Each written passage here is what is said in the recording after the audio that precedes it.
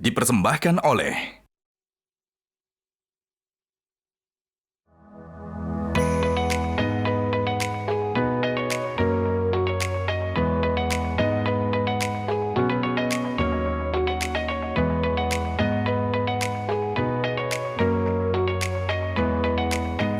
Nah, make up-nya udah kan ya? Saatnya tinggal ganti baju buat show kali ini. Pakai baju apa ya? Ada sih satu yang istimewa. Kita langsung aja ke wardrobe ya. Wow, bagus banget. Bagus ya? Wah, ini juga ada ya untuk cowoknya ya? Ini juga dari sarung gajah duduk untuk kemeja pria. Dan ini untuk busana wanita. Nggak nyangka ya, ternyata kain sarung gajah duduk ini bisa dibuat dengan berbagai macam varian untuk busana baik pria maupun wanita. Selain bahannya juga adem, variannya juga banyak sekali motifnya. Dan ini pun bisa cocok untuk segala situasi dan juga acara. Tak dapat dipungkiri, sarung gajah duduk memang legenda Nusantara. Dan jangan lupa yang ada tulisan Arabnya.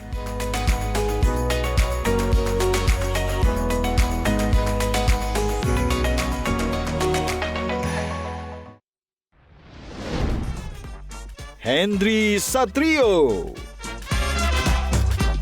Virgie Becker, David Holly, Shirley Anavita, Duto Triaji,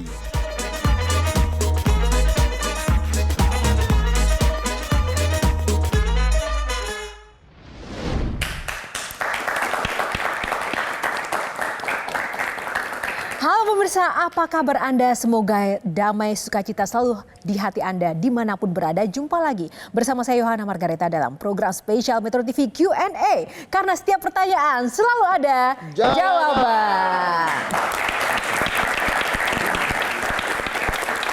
Terima kasih sudah setia menemani Q&A di setiap kesempatan dan episode demi episode ya rekan-rekan semuanya. Dan untuk Anda pemirsa, kali ini episodenya sangat spesial. Kita mau bicara tentang toleransi demi kerukunan yang merupakan pilar utama dalam membangun masyarakat yang beragam dan juga harmoni. Langsung saja kita undang bintang tamu kita yang sangat-sangat spesial. Yang pertama kita undang Pastor Brian Siawarta dan Ustadz Dennis Lim. Tepuk tangannya dong. Halo Pastor, apa kabar? Boleh di sini dulu.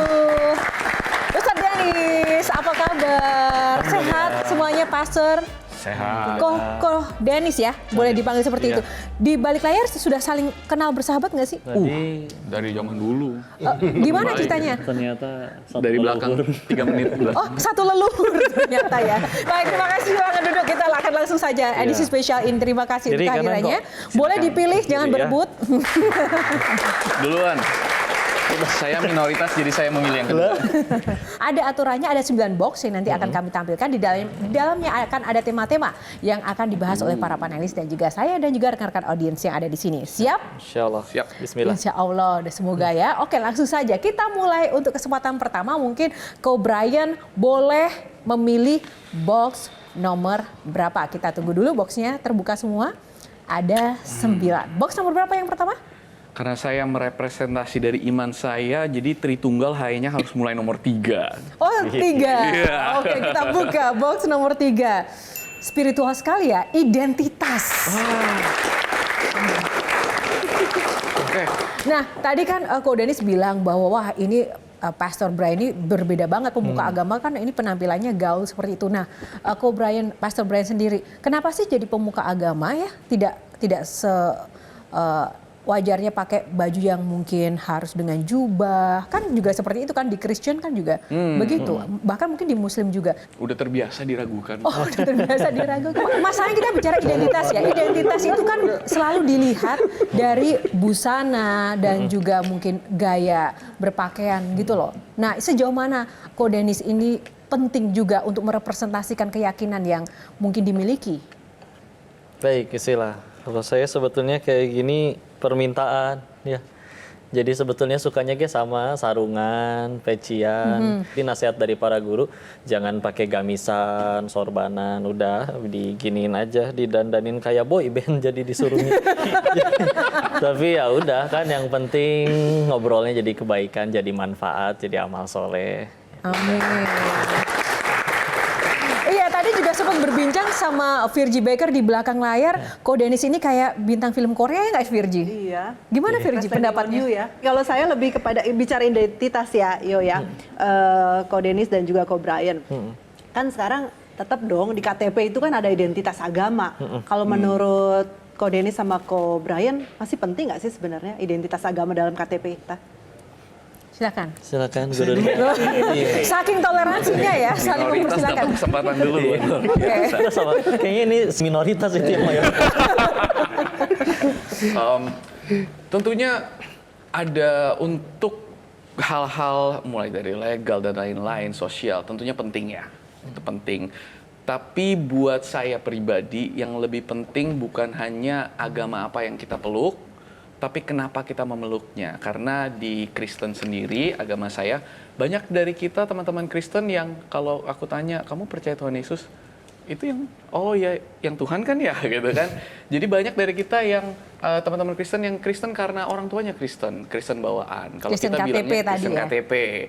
Tapi saya selalu bilang gini, saya lebih respect orang yang mencari tahu kenapa dia percaya dan apa yang dia percaya. Artinya, jika demikian, perlu nggak tadi pertanyaan Virgie, di dalam identitas KTP itu harus dicantumkan agamanya apa? Perlu, karena kalau nanti menikah beda iman susah kalau enggak. Nah itu Virgie. Kalau Ko Dennis, gimana? Setuju nggak? Perlu nggak sih ada identitas agama di dalam KTP kita? Gitu? Kalau masalah dicantumkan di KTP-nya atau tidak, bagi sebagian orang mungkin nggak perlu. Tapi kalau bagi diri pribadinya, amat sangat perlu kalau kata saya.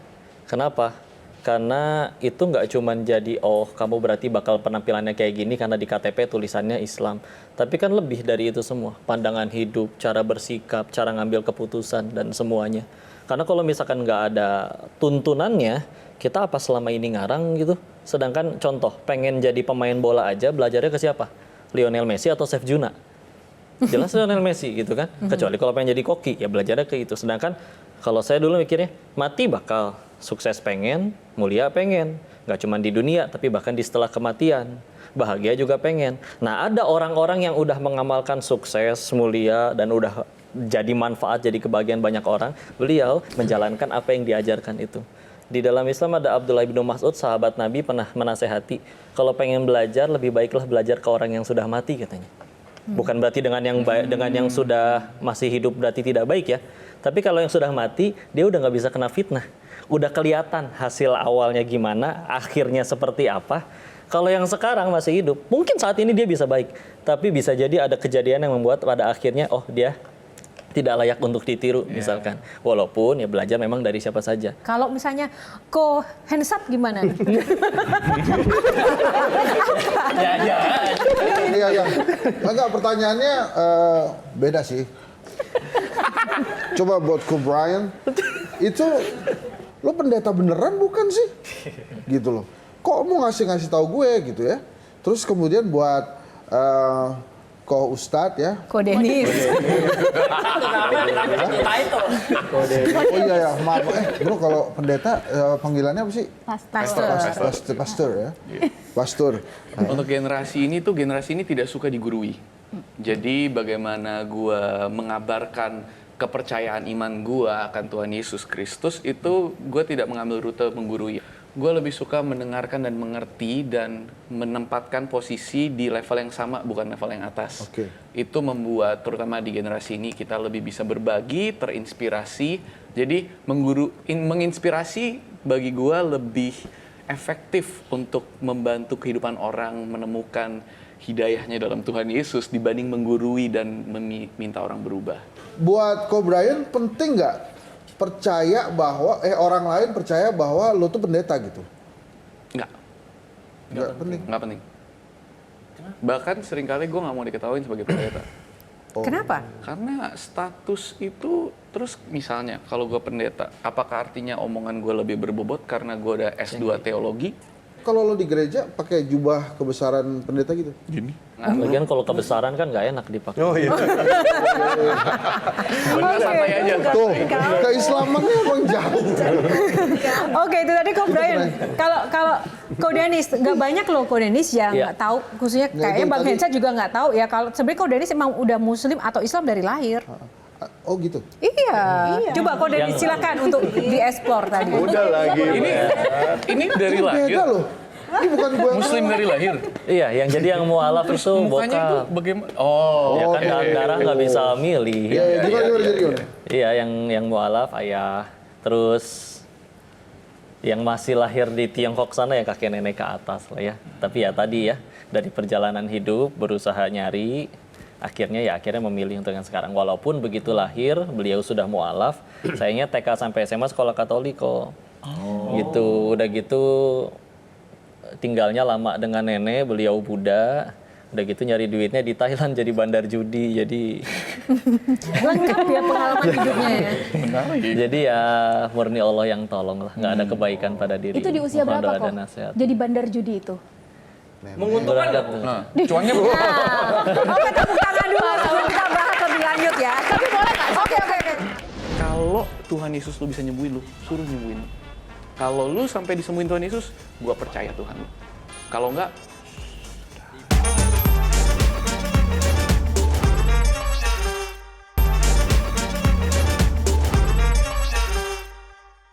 Dipersembahkan oleh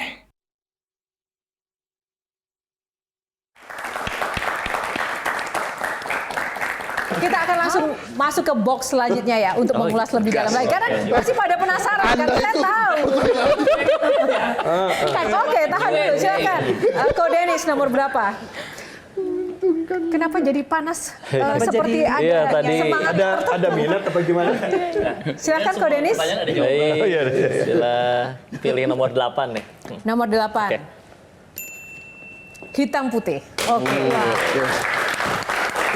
Hitam putih tadi Shirley, silakan melanjutkan Iya. rasa penasarannya. Iya, jadi kan setiap orang itu punya jalan hidayahnya masing-masing ya kok. Nah, Ada yang berupa kejadian, ada yang momentum, ada yang figur atau sosok. Boleh nggak kami tahu sebetulnya momentum apa dalam hidup atau sosok figur siapa yang pada akhirnya membuat keduanya yakin dan mantap. Yang satunya jadi pendakwah, yang satunya jadi pengkhotbah. Itu momentum hidupnya apa? siapa dulu? Ko Dennis dulu itu silakan. udah bandar judi udah penasaran. Sama boleh diceritakan juga. Tadi kisah bandar judi juga menarik. Ya, ada takdir yang bisa dipilih, ada yang bisa dipilih, ada yang tidak bisa dipilih ya. Kita nggak bisa milih jadi laki, perempuan, Chinese atau tidak. Tapi insya Allah kita bisa milih mau mati dalam keadaan seperti apa ya. Ya singkat cerita tadi namanya orang Tiongkok zaman dulu ya. Datang ke Indonesia mana ada yang belajar ya nggak? Nggak, bukan yang S1, yang S2. Pilihannya kalau nggak jualan atau nggak yang kurang baik. Ya akhirnya singkat cerita pengen bahagiain mereka, nggak ada ilmunya, nggak tahu caranya, pengen yang secepat mungkin. Akhirnya ya terimalah tawaran untuk berangkat ke sana. Singkat cerita ke Thailand. Ya, untuk pertamanya kerja selama 2 tahun, baru akhirnya resign untuk buka kasino sendiri. Jadi di sana ya udah ya, playing God saya bilangnya, main jadi Tuhan. Karena nentuin hari ini siapa yang menang, hari ini siapa yang kalah, kita yang atur. Ya. Tapi orang tua tahu nggak di Thailand jadi bandar Pada judi? akhirnya tahu. Pada akhirnya tahu, Pada tapi akhirnya sebelumnya nggak tahu. Gimana responnya ketika akhirnya tahu? Kata Nabi itu ciri dosa 2 ya. 1 membuat gelisah, 2 tidak ingin diketahui orang lain. Maka kalau kita nggak pengen ngasih tahu sesuatu, makanya yang selingkuh, makanya yang para maling di negeri ini nggak ada yang jujur kan. Karena nggak mungkin, alhamdulillah berhasil nyuri uang rakyat 1 miliar kan nggak mungkin. Kan nggak mungkin diupdate di status. Ya nggak? Tapi sebagaimana judulnya dunia, kalau diterima tiap hari itu bosen. Dalam artian kita pakai handphone baru di hari yang pertama kan, menyenangkan. Hari selanjutnya udah biasa, apalagi tahun-tahun selanjutnya. Tapi tetap nggak percaya, pasti masih ada yang happy ending gitu. Akhirnya mampir ke beberapa kasino yang udah ada di sana, cari yang paling sepuh yang udah jalanin minimal di dunia kayak ginian bahkan lebih dari 40 tahun. Ada yang kayak gimana? Oh, yang ini pendirinya kemana? Kan masih di penjara, dikhianatin anak buahnya. Yang ini pendirinya kemana? Ya kan agak gila, anak-anak dan istrinya lari sama laki lain. Jadi si akal yang dibanggakan ini nggak tahu nih mesti ngapain kalau berhenti. Lagi takut-takutnya sama masalah rezeki dan masa depan, masih di kasino. Udah gitu yang lain dengan urusan perjudiannya. Bosen lah, namanya orang bosen lihat handphone, masuk ke YouTube, belum masukin keyword apa-apa, udah ada rekomendasinya. Waktu itu memang kelihatan adalah videonya Agim, cuman beberapa menit. Yang lagi takut masalah rezeki, masuk tonton video ini. Beliau bercerita tentang waktu kita masih janin, udah perlu rezeki. Sholat nggak bisa, makan sholat nggak bisa, kerja nggak bisa. Tapi ibu kita makan sate, pecel, jengkol, pete dan segala macam diolah. Tubuh ngerti mana yang vitamin, mana yang ampas harus dibuang. Dialirin ada yang ke ibunya, ada yang ke si janin. Pertanyaannya, itu janin yang nyari rezeki atau rezeki yang datengin janinnya? Rezeki yang datengin janinnya. Terus kamu udah gede, hey, bisa kerja, bisa sholat, bisa minta, bisa sujud minta pada Tuhanmu, segitu ragunya sama Allah. Si akal yang dibangga-banggakan kayak, ih aslinya saya teh bodoh ya, masa kayak gitu aja nggak kepikiran. Tutup YouTube-nya, pesan tiket, pulang, nyantri. Keren, luar biasa sekali, alhamdulillah. Nah kalau Ko Brian, siapa? Apakah ada momentum atau sosok yang kemudian tiba-tiba muncul, menginspirasi? Pada saat saya umur 4 itu mami kena sakit. Mami kena sakit tulang punggung. Jadi kata dokter, pergi ke Singapura, dokter terkenal yang udah paling top dicari, semua bilang sama, harus dioperasi. Singkat cerita 6-7 tahun dari itu, sakitnya udah begitu parah, mami itu terbaring di atas ranjang setiap hari. Jadi nggak bisa ngapa-ngapain. Pada waktu itu teman baiknya mami ada yang baru mengenal Tuhan, masuk Kristen. Datang setiap minggu, bilang, mami saya namanya Yeni, Yen lu harus percaya Tuhan Yesus, dia bisa nyembuhin lu, dia sayang lu. Yang namanya orang udah kepepet kan, Tuhan apa aja, Hello Kitty juga dipercaya kalau bisa sembuh. Percayalah mami saya sama Tuhan Yesus, menerima, dan mulai berdoa untuk dirinya sendiri. Nah di tengah-tengah itu, mami bilang ke papi, kamu harus percaya Tuhan Yesus. Papi cuma bilang ke mami, kalau Tuhan Yesus bisa nyembuhin lu, buat apa dokter tutup semua rumah sakit? Kalau Tuhan Yesus lu bisa nyembuhin lu, suruh nyembuhin lu. Kalau lu sampai disembuhin Tuhan Yesus, gua percaya Tuhan lu. Kalau enggak, sudah. Dari saat itu mami nggak pernah cerita ke papi. Kalau papi udah tidur, mami berdoa di ranjang sendirian. Dan terus tapi berdoa, percaya. Singkat cerita, nggak sampai setahun dari sana, mami berasa lebih baik. Dan mami maksa papi untuk balik ke Singapura, cari dokter sama yang memvonis dia, dan minta MRI. Dokternya ngelihat hasil MRI baru, dia cepet-cepet buka yang lama, dia kasih lihat. Yang lama ada durinya, yang baru nggak ada. Di situ papi angkat tangan, mami nangis. Semuanya percaya Tuhan. Tapi saya tidak suka gereja, saya benci gereja. Kenapa? Karena tadinya setiap hari Minggu saya selalu nunggu Crayon Shinchan, Dragon Ball, dan Doraemon di depan TV saya. Sekarang Minggu pagi, saya harus dengerin cerita tentang Raja Daud, Raja Salomon. Nggak semenarik itu, lebih menarik nonton kartun. Saya selalu bilang sama teman-teman, dosa itu enak. Kalau nggak enak, kagak ada yang mau berdosa. Dan di situ saya berdoa, karena saya pada titik itu tahu, percaya ada Tuhan di atas sana. Doa saya mungkin agak kurang sopan ya. Nantang Tuhan, Tuhan, kalau lu memang ada, buktiin dong diri lu. Coba, jangan jadi Tuhan orang tua gua aja. Coba, buktiin diri lu ke gue. Biar gua benar-benar bisa yakin kalau lu tuh ada. Itu yang merubah saya tanpa sadar. Dari situ ya ceritanya berlanjut lah kira-kira. Wow. Oke, silakan Mas David. It's not an easy way gitu. Karena kita harus struggle sama demon yang ada di dalam diri kita. Kita punya kebiasaan yang harus kita rubah. Nah, pertanyaan saya, setelah kita memutuskan untuk okay, this is my turning point. Pernah nggak sih ngerasa kayaknya, aduh, ada kepingin lagi, terus gimana caranya untuk bisa mengalahkan rasa itu? Misalnya nih, setelah tadi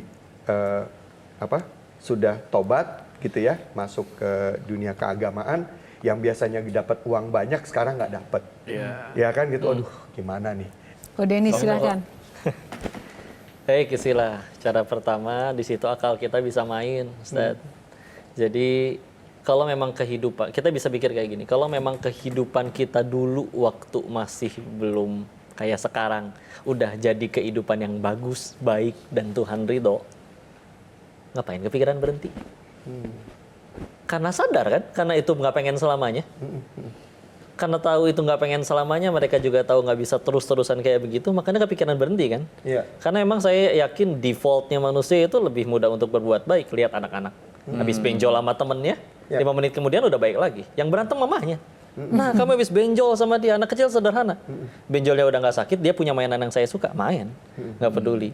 Jadi kita pasti lebih mudah berbuat. Kita nggak setega itu, kita tahu sebagainya tadi. Bahkan kalau pengen jujur ya, kalau memang katanya betul maksiat ada kenikmatannya, tapi justru dengan mereka drugs, minum, main cewek dan segala macam, itu bukti mereka tidak bahagia. Karena orang yang udah bahagia asli nggak perlu itu untuk bahagia. Pertanyaan saya Ustadz, mau saya potong. Kalau secara normatif semua orang pasti ya begitu ya gitu, kita harus bisa. Tapi pernah nggak Ustadz? Dan gimana sih Pernah. tipsnya? Ya gimana caranya untuk fight itu? Ustadz? Ada ajakan bahkan balik lagi, lu tinggal ke sini, lu dapat posisi yang sama dengan nominal pemasukan yang sama, cuma balik lagi tadi. Kalau emang itu kehidupan yang baik, ngapain mundur lah, ngapain balik lagi? Pasti kalau balik lagi juga pasti akan menemukan kejenuhan dan kebuntuan yang sama.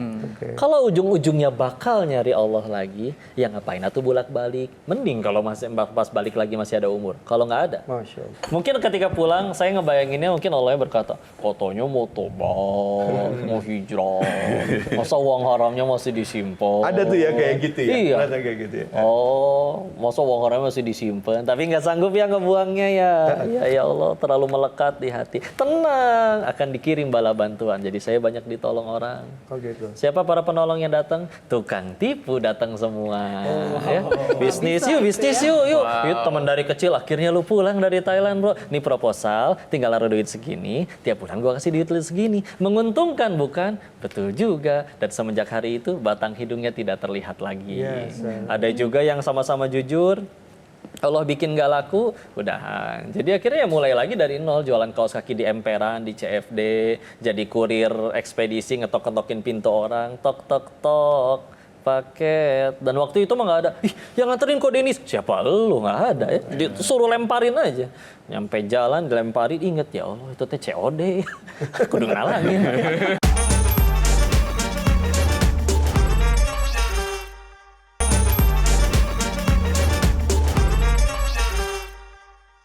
Dipersembahkan oleh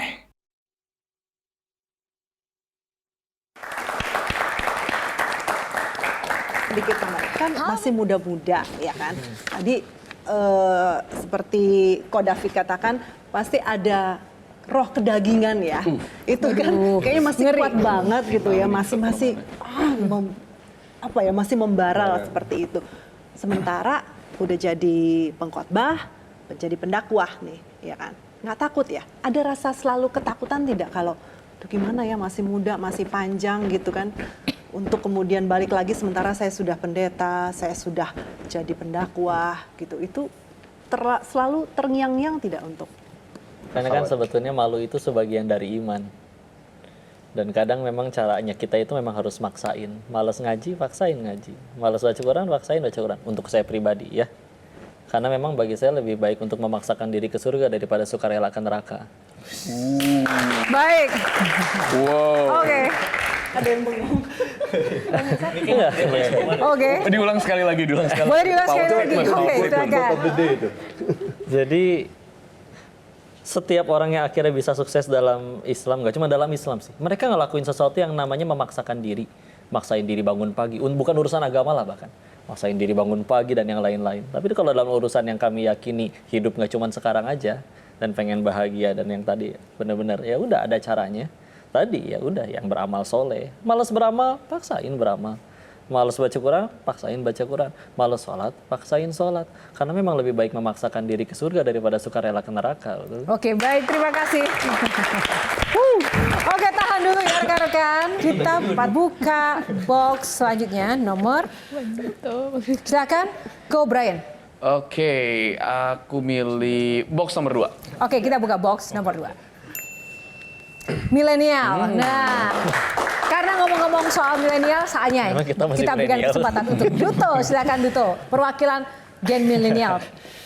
Ini kan tadi gue dengar cerita lo berdua ya, maksudnya kayak gimana kalau misalkan nih kita semua sih anak muda itu nggak pernah ngalamin itu, apakah itu memungkinkan kita untuk tobat gitu? Karena kan misalkan nih gue jujur ya, gue tuh orang yang sholat juga jarang. Nah, kalau yang di tengah-tengah gini tuh gimana caranya biar sadar? Orang itu ketemu Tuhan dapat hidayah itu biasa di antara 2 titik. Pertama adalah pada saat hidupnya itu hancur ke bawah-bawah, mentok udah nggak bisa turun lagi. Tapi ada satu lagi, pada saat hidup kita naik, dan kita udah sampai pada puncaknya, dan kita sadar di puncak itu nggak ada apa-apa.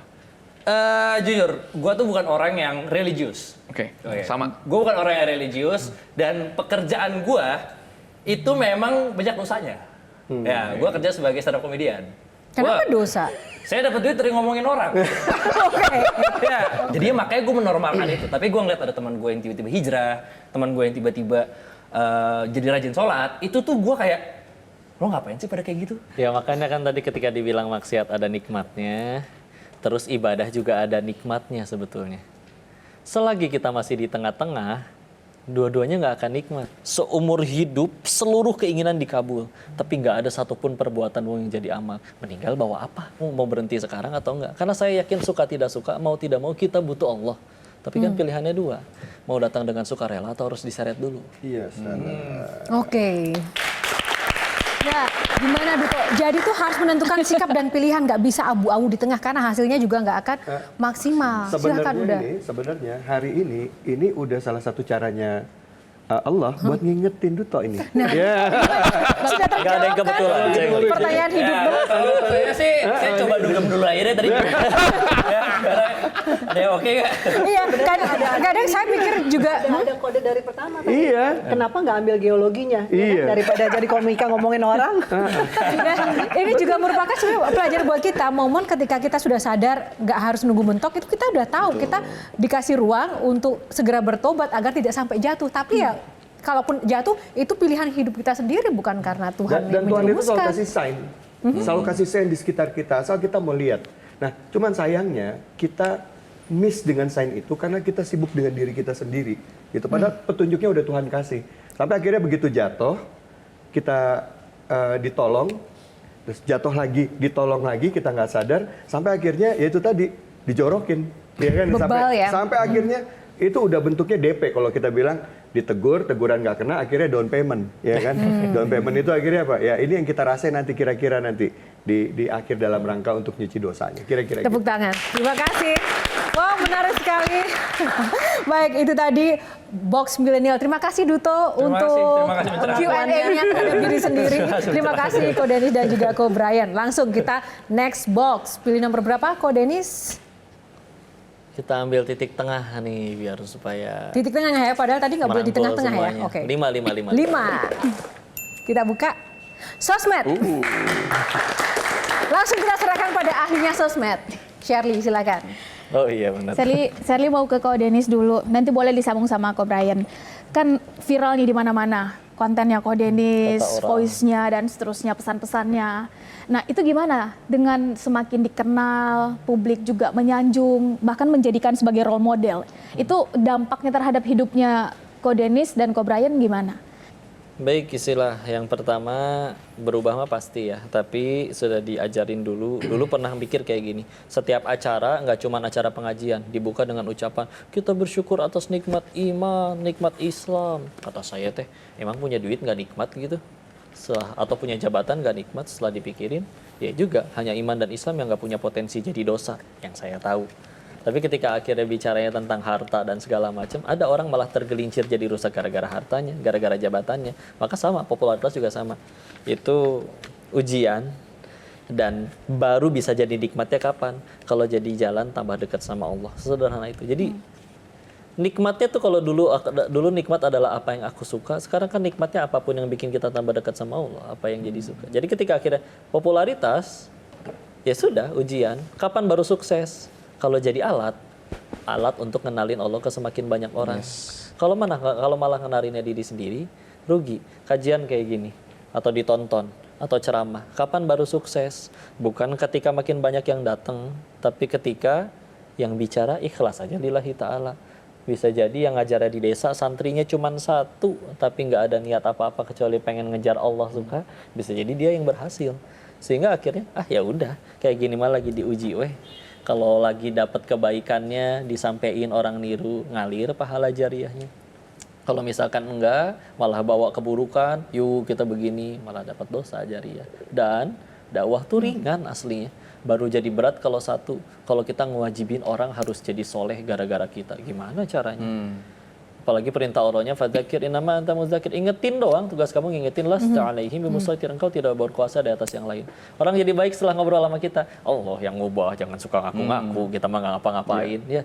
Nggak usah kita apa-apain juga, dia tobat mau tobat aja, ya nggak? Kalau orangnya nggak jadi berubah malah maki-maki, ya kan dakwahnya bukan supaya dikagumin dia. Selagi niatnya bener, tetap jadi amal. Jadi ketika akhirnya udah pakai sudut pandang yang itu tuh, ngapain aja nggak ada ruginya. Dijahatin juga nggak rugi, karena yang rugi kan yang menzolimi, bukan yang dizolimi. Apalagi kita meninggal nggak ditanya kelakuan orang, ditanya kelakuan masing-masing. Jadi ya. Tunggu, nih ada yang menarik. Biasanya itu Bung Henry Satrio itu rame banget, aktif. Sekarang tuh banyak antengnya. Itu kenapa? Apakah banyak sentuhan-sentuhan rohani yang mengusik jiwa raga seorang Henry Satrio? Nggak ingin bertobat. Saya tuh jadi ngerasa kecil. Karena ya kedua kokoh ini tuh canggih-canggih gitu. Bukan canggih-canggih dari omongannya, tapi kok bisa gitu sih ini orang hidupnya gitu. Mau saya gimana ya? Misalnya nih, saya kan mengagumi kokoh berdua nih sekarang.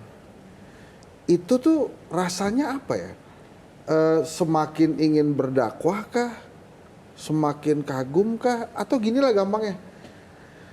Orang paling bejat apa yang pernah diubah oleh kokoh berdua jadi dia lebih tawakal lah kepada Allah gitu kira-kira.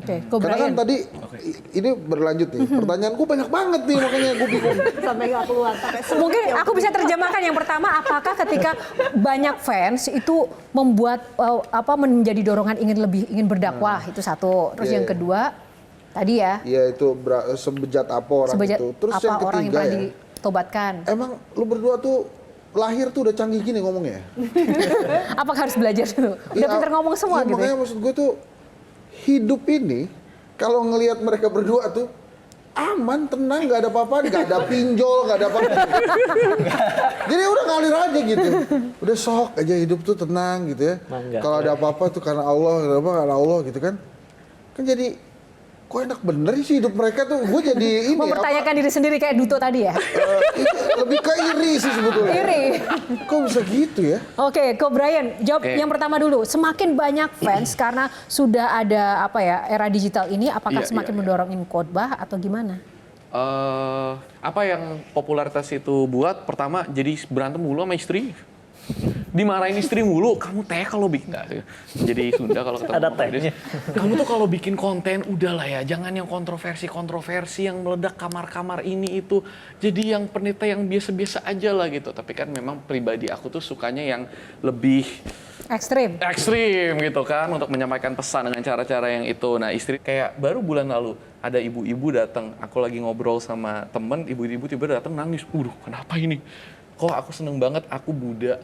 Tapi aku dari zaman-zaman Covid, aku dengar konten Koko, waktu itu aku banyak ditipu orang, bisnis aku lagi anjlok. Aku tiba-tiba lewat aja, ini siapa sih ini muka Cina ini di FYP terus-terusan. Akhirnya aku dengerin satu dan aku berasa banget kalau Tuhan sayang sama aku. Thank you aku jadi bisa melewati masa terburuk itu.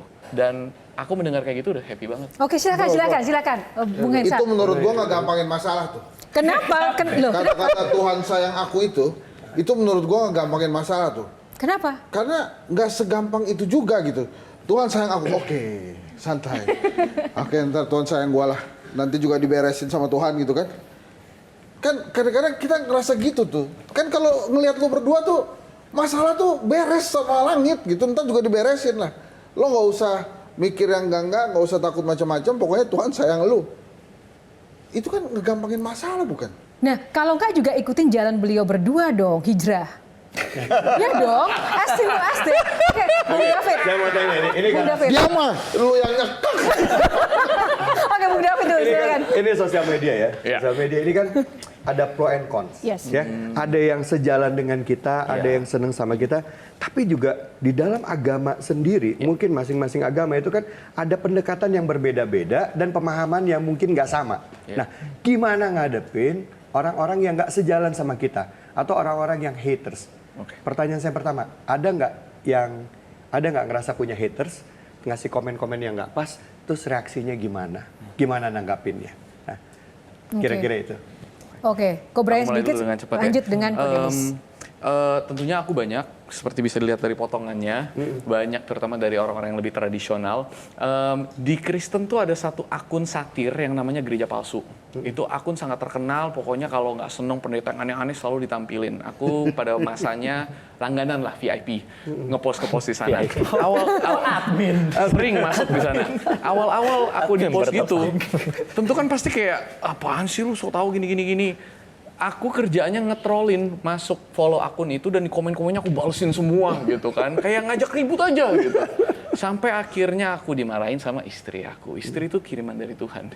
Dimarahin, kamu ngapain kayak gitu? Udahlah kamu stop. Kalau kamu nggak stop masih bikin konten yang memang cara kamu agak-agak kontroversi, paling nggak ya nggak usah diladenin.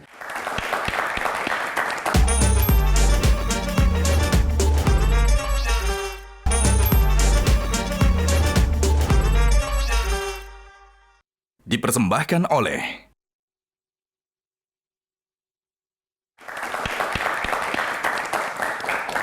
Sosmed memang seru. Sekarang kita box selanjutnya. Silakan tadi Ko Dennis berarti yang belum ya. Baik, sila nomor 7 deh, kiri bawah. Kita buka box nomor 7.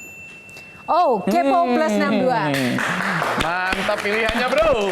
Nah, Kepo Plus 62 kali ini satu saja kesempatan karena durasi terbatas ya teman-teman. Satu pertanyaan dari audiens yang ada di studio. Silahkan, siapa? Singkat Nama saja ya. saya Aurel Caroline. Saya punya pertanyaan. Kan zaman sekarang banyak anak muda yang cari jati dirinya kan. Ada yang sampai pindah dari satu agama A ke agama B. Tapi ketika dia sudah selesai mencoba dari agama B tersebut dan merasa tidak cocok atau tidak merasa oke, mereka kembali lagi ke agama A lagi. Nah, itu gimana sih hukumnya di Islam dan di Kristen gitu? Terima kasih. Oke, silakan. Ko Dennis dulu silakan. Berikan pencerahan pada kaum muda ini. Nggak cuman masalah bolak-balik nyari agama ya. Saya yakinnya karena kata Allahnya gini. Surat 35 ayat 45. Walau yu'akhidullahu an-nas bima kasabu ma taraka ala dhuhriha min dabbah walakin yu'akhiruhum ila ajalin musamma. Kata Allah, enggak usah bahkan bukan masalah pindah-pindah agama dan nyari-nyari. Kalau sekiranya manusia berbuat dosa kata Allah, langsung balasannya kontan detik itu juga, maka tidak bersisa makhluk bergerak bernyawa di muka bumi ini. Berarti satu, nggak ada yang luput dari salah. Dua, ternyata kesalahan sekecil apapun ternyata kita itu layak dimatikan. Tapi kenapa kita masih rame kayak begini? Karena Allah tadi, walakin yuakhiruhum, Allah akhirkan untuk mereka sampai waktu yang ditentukan. Melihatnya sederhana. Kalau itu terjadi pada diri kita, jangankan nyari-nyari, kita berbuat salah sengaco-ngaconya, selepas maksiat kita masih hidup, sederhana. Berarti yang punya langit dan bumi masih kita kesempatan. Ngelihat orang juga sama. Kok dia tuh pindah-pindah, ganti-ganti. Bahkan saya ngerekam dia lagi maksiat loh. Orang kayak gini dosanya surga, nerakanya belah mana? Tinggal jawab, yang kamu habis lihat maksiat itu masih hidup nggak? Masih. Berarti kata yang punya langit dan bumi aja, dia masih punya kesempatan. Apa hak kita ngatur-ngatur, nyari tahu hidup orang dia ke neraka atau kemananya? Maka tinggal nanti kalau orang mau seperti apa, terserah. Mau kayak gimana pun nantinya, selagi akhirnya dia berbuat salah dan saat itu juga dia tidak langsung mati, mudah bagi Allah untuk ngebuat ke depannya jadi lebih baik. Tinggal tadi pilihannya, mau atau enggak. Silakan, saatnya giliran dari Ko Brian kali ini. Box nomor berapa? Langsung aja 6. Box nomor 6 ya.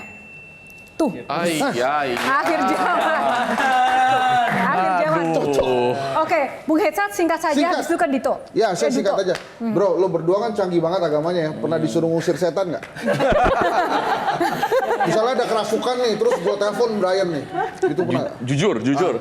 Kemarin gue bikin podcast sama Mongol, dia ceritakan dia, wah Grand Jenderal gereja setan semua pernah dia lawan.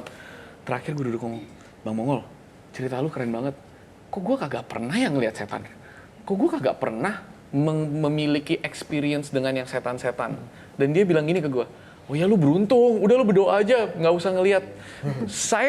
Gue pribadi, gue belum pernah punya experience itu. Oke. Lebih tepatnya bukan ngusir ya. Ruqyah yang syar'i itu yang saya tahu adalah mendakwahi. Karena dia juga makhluknya Allah juga. Ya kan Allah nyiptain ada bangsa dari api, bangsa jin. Dari manusia, dari tanah, manusia, dari cahaya, malaikat. Terus setan itu apa? Setan lebih ke sifat kalau di dalam Islam. Makanya ketika bicara kita pengen mengusir syaitan itu minal jinnati wan nas, yaitu setannya dari golongan jin atau manusia. Selagi dia ada sifat pembangkangan, maka dia mau dia jin yang ngebangkang, karena jin juga ada yang soleh, manusia juga ada yang soleh, ada yang tidak soleh. Ya, ketika akhirnya dia ngeganggu dan kami meyakini iya Allah menciptakan jin-jin itu ada, lalu ketika akhirnya ngeganggu sebetulnya bukan ngusir, lagian siapa sih ngaku-ngaku bisa ngusir? Aslinya mah Allah aja.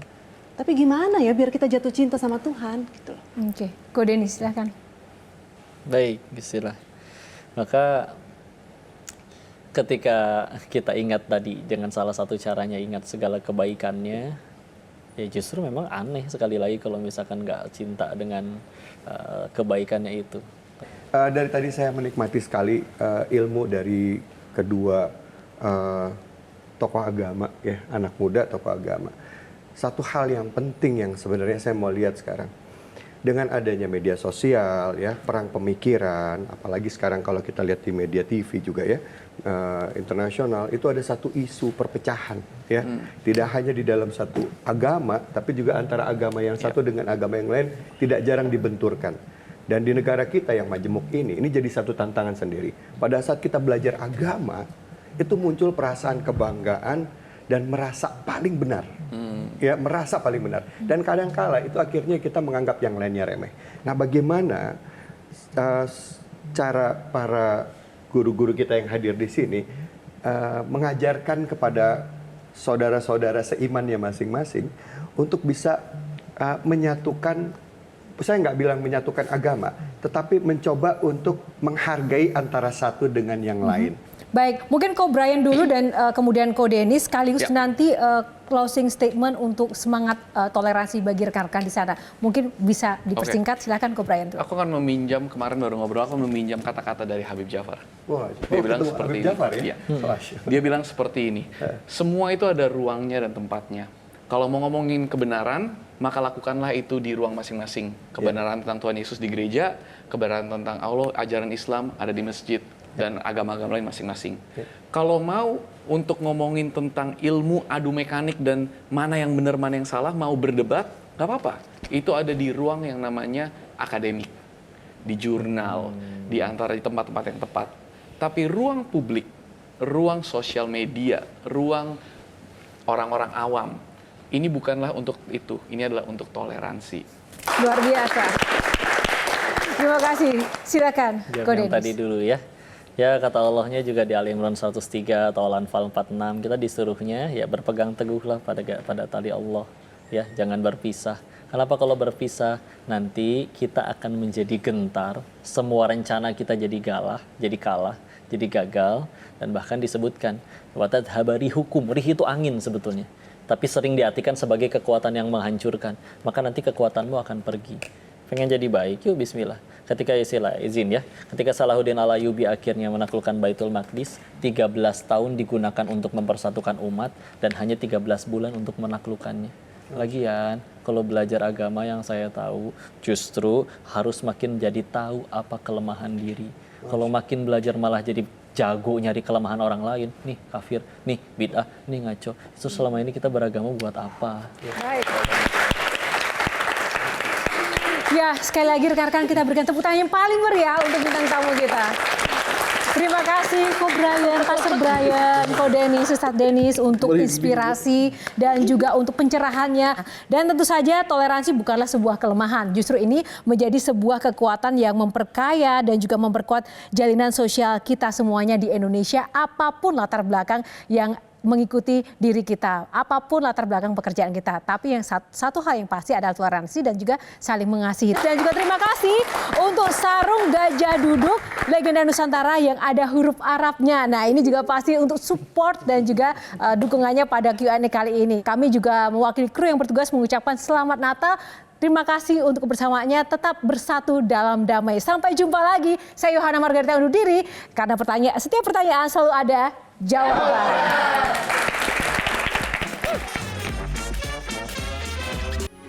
Metro TV. Jelajahi cara baru mendapatkan informasi. Download Metro TV Extend sekarang.